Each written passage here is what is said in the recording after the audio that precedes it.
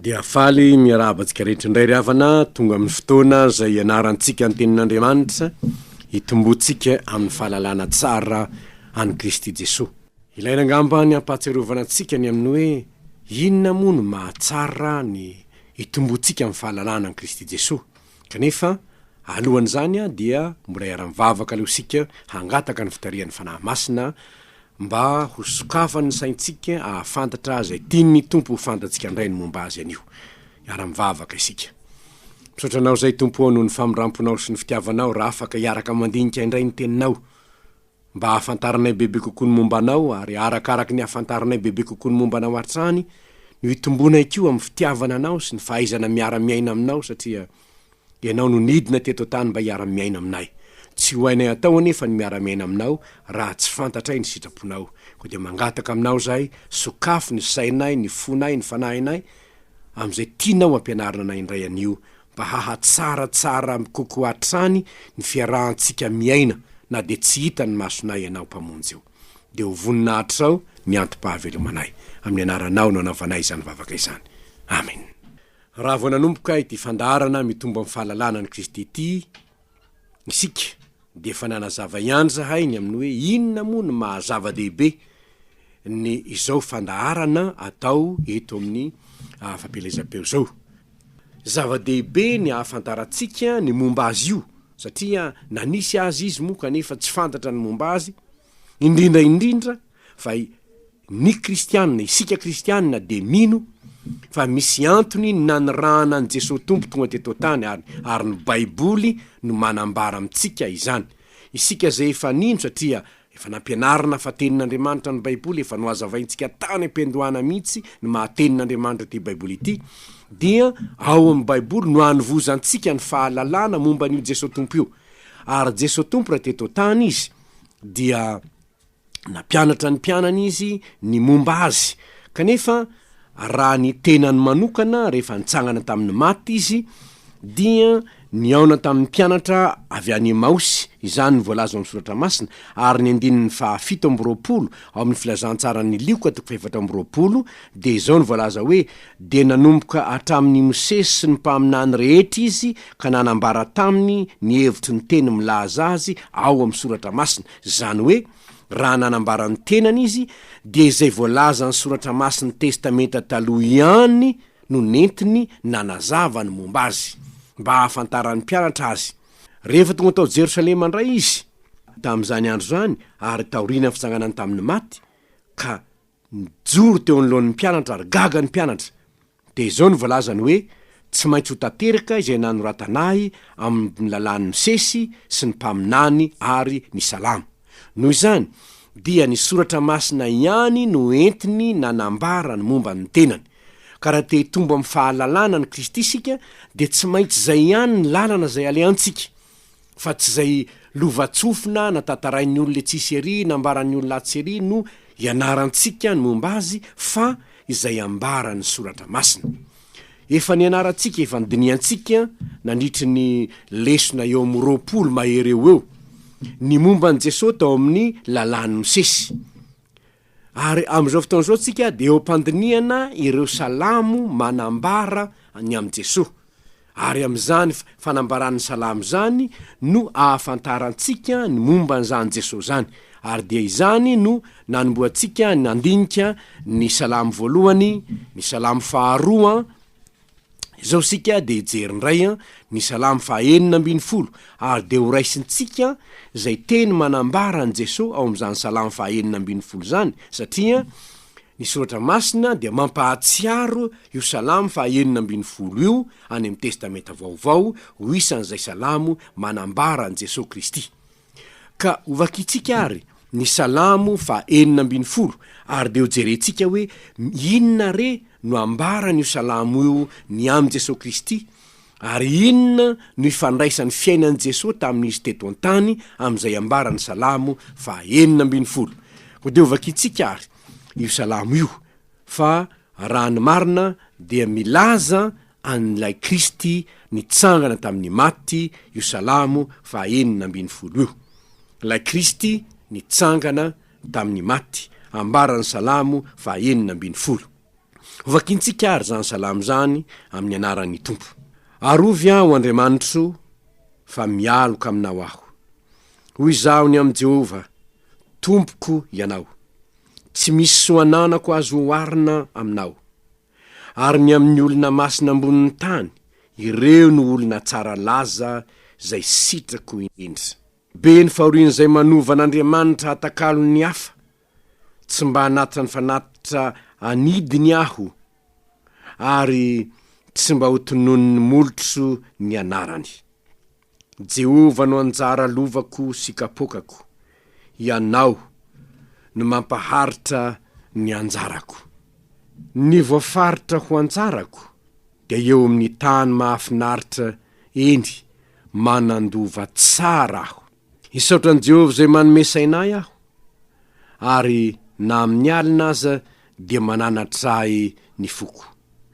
Ataoko eo anatrehako mandrakariva Jehova, fa eo ankavanako izy, ka dia tsy angozoozo aho. Izany ny fahin'ny foko sy ravoravon'ny fanahy, eny ny nofoko aza itoetra tsy mananay ahy, fa tsy ho foinao ho any amin'ny fiainan tsy hita ny aiko. Tsy amela ny ray masinao ho latsaka amin'ny lavaka ianao. Ampahafantatrahany lalanaina ianao, fa afikisa-pifaliana no eo anatrehako, ary fahafinaretana no eo an-tananao ankavanana mandrakizay. Iza moa no nanoratra ny salamo ny vakitsika teo? Davida no nanoratra azy. Ary mitory ny fahatokiny Davida n'Andriamanitra zay fototry ny soa amin'ny fiainany, na dia tonga aza ny fahoriana sy ny fahafatesana mety miatra aminy. Izany no azontsika hanambarana ity salamo ity. Ny anankiray koa anefa dia azo lazaina hoe ity salamo ity dia manambara ny vavaky Davida. Kanefa koa i Davida eto dia efa tandindony lay taranaky Davida ho avy, lay zanaky Davida zay ho avy, dia tsy afakory fa Jeso Kristy Tompo izany. Dia hitatsika ary Davida mivavaka, Jeso koa tia vavaka. Raha ny fandiniana soratra masina ny jerena, dia azo ampiarina teo amin'ny fiainan'i Jesosy eo amin'ny 5 eo ny teny hoe vavaka na mivavaka na fivavahana. Zany hoe raha mandinika ny salamo sika dia hita vavaka betsaka nataon'i Davida. Ary raha mijery ny fiainan'ilay taranaky Davida isika, dia Jeso izany, dia hita azy koa tia vavaka. Ka ny 1 sy 2 no anomboantsika izany hoe Davida mivavaka amin'Andriamanitra, mialoka amin'Andriamanitra izy, mitoky amin'Andriamanitra izy, mihevitra n'Andriamanitra sy ny sitrapony ho tena fananany izy. Izany no ambarany 1 sy 2, ary tsy misy hafa amin'izany mihitsy ny toetra ny Jeso Tompo. Fa raha tonga teto amin'izao tontolo zao izy, dia mazava loatra fa ny Tompo no ny anterany. Tsy mamela io rery izy ho Jeso Tompo. Andahoa daholo ianareo rehetra ho izy, fa Andriamanitra tsy andahoa. Ny 3 ka hatramin'ny 5 dia nasehony ny anjara toeran'Andriamanitra teo amin'ny fiainan'i Davida. Ahoana nge zany anjara toeran'Andriamanitra teo amin'ny fiainan'i Davida zany? Jehova ho izy no arenako. Izy rery no Andriamanitra tompoko, ary ataoko anatrehako mandrakariva izy no ifalian'ny foko. Zany no ambarany ao amin'ny 3 ka hatramin'ny 5, raha ohatra ka fitiantsika ny anjara toeran'Andriamanitra teo amin'ny fiainan'i Davida. Jehova no zavatra rehetra aminy. Ary zany dia mitarika atsika koa ho any amin'ny fiainan'i Jeso Tompo. Raha tonga teto tany Jesosy, dia zao ny filazany hoe ny haniko dia ny manao ny sitraponina raiko zay any an-danitra. Tsy tonga anao ny sitrapoko aho, izy no arenako, izy no raiko, izy no tompoko. Ary mohatro tahaka izany ve no tokony ho fiainan'ny olona zay manaraka an Jesosy? Satria Jeso Tompo, izy no modelintsika eo amin'ny fiainana kristianina. ary zany natonga ny Paoly ilaza hoe aoka anahaka ianareo tahaka ny anahafako any Kristy. Manana fiainana mifantoka tanteraka amin'Andriamanitra, mifantoka tanteraka amin'ny sitrapon'Andriamanitra, manao an'Andriamanitra ho an'ny arenany ka tsy atakalo na inona ilay Andriamanitra tompoiny, ary tsy misy mpanjaka hafa izay arahiny mihoatra no Andriamanitra, satria Andriamanitra no anjarany, voafaritra Andriamanitra ny anjarany, ary fantany fa izany anjara ny faritin'Andriamanitra ho azy zany dia lova tsara dia tsara. Izany no hitan'i Davida eto. Ary Kristy Jesosy amin'ny tenin'Andriamanitra dia milaza hoe omeko lovanao ny jentilisa, lova tsara omen'Andriamanitra azy. Ary isika kosa raha manaraka an' Jesosy isika dia manana lova tsara. Ary inona ny lovanao? Fiainana mandrakizay izay omen'Andriamanitra zay rehetra mino azy. Ary hitany eto fa noho izany zavatra zany dia hoy Davida hoe isaotra an' Jehova zay manome sainay aho, na amin'ny alina azy dia mananatra ahy ny foko, zany hoe miresaka ao am-pony aho Andriamanitra na dia amin'ny alina azy. Ary moa ve Jeso tompontsika tsy nandany alina ny vavahana ve izy nirasana tamin'Andriamanitra, ny alina farany teto an-tany aza dia nolaniny tao Getsemane nidinidinika tamin'ny rainy. Ary moa tsy zany teo ve ny tokony ho fiainantsika midinidinika amin'Andriamanitra, ao am-pandriana ao misaintsainany amin'Andriamanitra, raha voataitra amin'ny alina misaintsainany amin'Andriamanitra, miresadresaka amin'Andriamanitra, midinidinika amin'Andriamanitra, mahalala olona ary havana. Noho inzay amin'ny alina iny raha sendra tsy mahita toro izy dia mamerina tenin'Andriamanitra no ataony, alefa ny kasety dia miay ny tenin'Andriamanitra no ataony. Ry havana, izany ny tokony ho fiainan'ny olona mahana ny fiainan'i Davida sy ny fiainan'i Kristy. Fa zay zavatra anankiray lehibe tena anambarana ity salamo ity hoe salamo manambaran'i Kristy, dia satria naverin'ny mpanoratra ny asan'ny apôstôly zany ao amin'ny asan'ny apôstôly toko 2. Zao manko ny voalaza ao amin'ity salamo ity any 10 fa tsy ho foinao ho any amin'ny fiainana tsy hita ny aiko, tsy amela ny ray masinao ho latsaka any amin'ny lavaka ianao. Entiny mpanoratra ny asan'ny apôstôly io dia ilioka izany nosoratany ao amin'ny asan'ny apôstôly toko 2 fa tena milaza marina ny momba an' Jeso io salamo io. Ka izao ny voalazany ao amin'ny asan'ny apôstôly toko 2 manomboka amin'ny 15. Ary nosoratany lioka io mampahatsiarovany ny teny nentin'ny Petera nitory ny filazantsara tamin'ny mpiarabelona tamin'ny andro Pentekosta.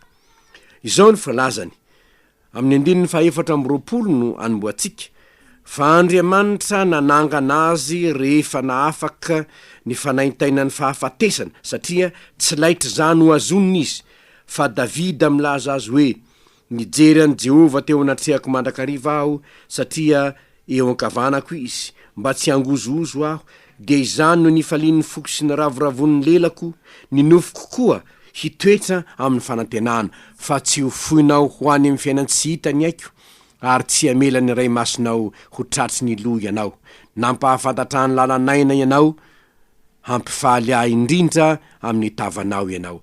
Ary dia ny salamo 9 andininy 9 ka hatramin'ny 12 no ambarany amin'izany.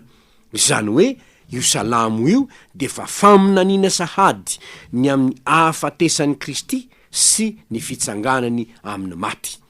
Ary eto sika dia tsara ihany ny manipika ny mahazava-dehibe ny amin'ny fahafatesan'i Kristy sy ny fitsanganany tamin'ny maty.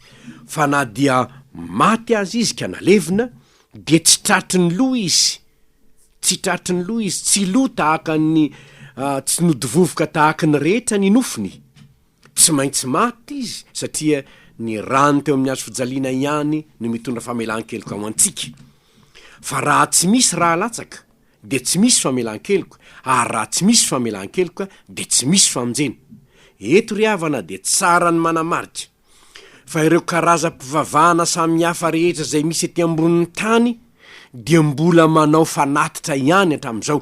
Ary na aiza ianao mandeha ka misy hoe fivavahana am'izay heverinao Andriamanitra aho dia saiky misy fandatsahany-raha foana aho hatramin'izao. Saingy izao ny fivavahana kristianina irery ihany izay mino ny fampianaran'ny Kristy irery ihany no tsy manao zany intsony, satria ny fahafatesan'ny Kristy teo amin'ny hazo fijaliana nandatsaka ny rany indray mandeha monja ho mandrakizay no mitondra famelan-keloka. Satria raha mijery ny am'izany fanatitra nataon'i Jeso teo amin'ny hazo fijaliana zany sika ka manontany ny hevitry ny fanahy masina dia ambarany fa foana tokony ho foana tanteraka izany fanaovana fanatitra hafa izany indray. Satria izao ny voalaza ao amin'ny Hebreo 10 manomboka ny 14. Fa tsy mahaisotra ny ota ny ranombolay sy ny ranosolahy, koa noho niditra tamin'izao fiainana izao izy Jeso zany dia nanao hoe ny fanatitra latsa-dra sy ny fanatitra hoanina tsy mba nilainao, fa tena no namboarinao ho ahy. Ny fanatitra hodorana sy ny fanatitra noho ny ota tsy sitrakao. Dia hoy izaho, inty aho tonga ao amin'ny oronam-boky ny nanoratanahy hanao ny sitraponao Andriamanitra. Rehefa nolazainy teo hoe ny fanatitra latsa-dra sy ny fanatitra hoanina sy ny fanatitra hodorana ary ny fanatitra noho ny ota de reny aterina araka ny lalàna no tsy ilainao ary tsy sitrakao. De hoy indray izy, inty aho tonga hanao ny sitraponao. Manaisotra ny voalohany izy mba hampitoetra ny faharoa. Amin'izany sitrapo izany nanamasinana antsika tamin'ny nanaterana ny tenan'i Jesosy Kristy indray mandeha. Izany hoe ny fanatitra natao tany aloha rehetra de ny foana ny fanatitra nataon'i Jesosy teo amin'ny hazo fijaliana indray mandeha. Ary raha manazava izany tany amin'ny Korintianina Paoly apôstôly de manambara fa rehefa vita ny fanatitra nataon'i Jesosy ka mbola misy olona mitady anao fanatitra hafa indray, de hoy izy hoe reny fanatitra ataon'ny olona ireny dia tsy ateriny ho an'Andriamanitra intsony fa ateriny ho an'ny demonia. Satria ny demonia no manohitra ny fanekena vaovao nataon'Andriamanitra tamin'ny ranony Jesosy teo amin'ny hazo fijaliana. Koa de zava-dehibe ary nahafatesan'i Jesosy nanolotra ny rany hisolovoina antsika. Kanefa tsy izay ihany ny zava-dehibe, fa zava-dehibe mitovy am'izany ihany koa ny hoe fa tsy ho foinao ho any amin'ny fiainana tsy hita ny aiko, ary tsy hamelany iray masonao ho latsaka amin'ny lavaka ianao. Zany hoe raha ny heviny de ny hoe tsy amelahy tsy hitsangana amin'ny maty ianao, fa de nitsangana tamin'ny maty tokoa Kristy. Ary zany no ilazana ity salamo ity, ho ilay salamo manambara any Kristy tsy tratry ny loha fa nitsangana tamin'ny maty. Fa inona no antony nitsanganan'ny tompo tamin'ny maty? Tsy maintsy nitsangana tamin'ny maty izy, tsy navela ho tratry ny loha tahaka ny olona rehetra izy, tsy nodivovoka ny nofony tahaka ny olona rehetra, satria 3 andro monja no tao ampasany izy, ka mbola tsy nodivovoka ny nofony fa natsangana tamin'ny maty izy. Ary zany fitsanganany tamin'ny maty izany no mitory ny fandreseny ny fahafatesana.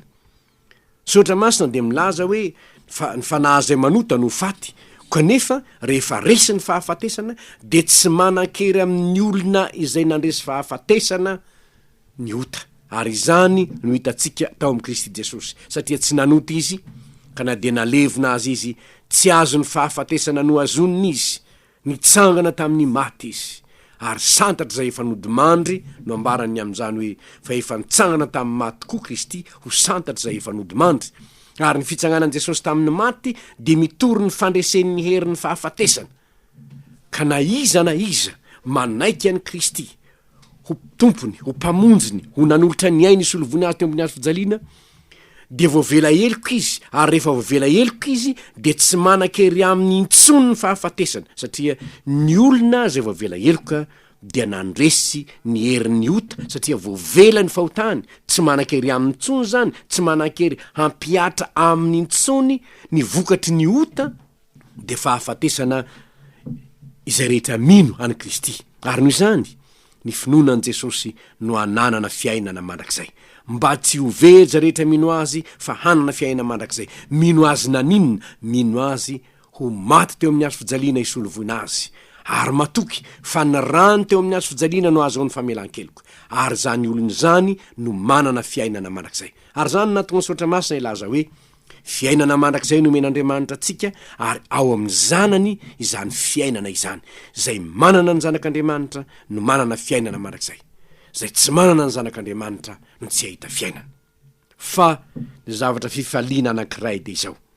Ho an'i Jeso Tompo, rehefa tsy navela ho tratry ny loha izy, de izao no ambarany hoe favokisa-pifaliana no eo anatrehanao, ary fahafinaretana no eo an-tanana kavananao mandrakizay. Ety ny manambara sahady io, fa lay Jesosy zay tsy tratry ny loha fa nitsangana tamin'ny maty, dia mifaly sy finaritra eo amin'ny tanana kavanan'Andriamanitra mandrakizay. Ary motsy zany va ny voalazan'ny soratra masina, nitsangana tamin'ny maty Kristy, Romanina 5:4-7, ary hoy izy hoe niakatra ho any an-danitra Kristy ary mipetraka eo amin'ny tanana kavanan'Andriamanitra.